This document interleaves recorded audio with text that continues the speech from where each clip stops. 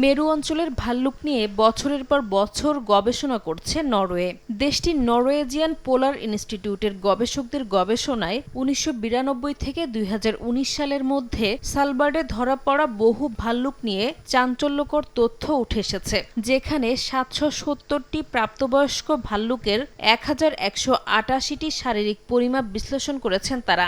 গবেষণায় ভাল্লুকের চর্বি ও শারীরিক অবস্থার ওপর বিশেষ গুরুত্ব দেয়া হয়।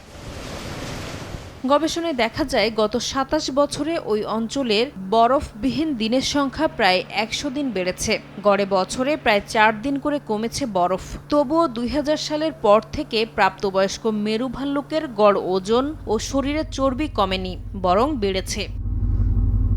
মেরু ভাল্লুকের জন্য মোটা থাকাটা খুব গুরুত্বপূর্ণ উল্লেখ করে গবেষক দলের প্রধান জানান, স্ত্রী ভাল্লুকের ওজন কম হলে তারা প্রজনন করতে পারে না। স্থলভাগের প্রাণী যেমন বল্গা হরিণ ও সিন্ধু ঘোটকের সংখ্যা বেড়ে যাওয়ায় ভাল্লুক বেশি খাবার পাচ্ছে বলেও ধারণা তার।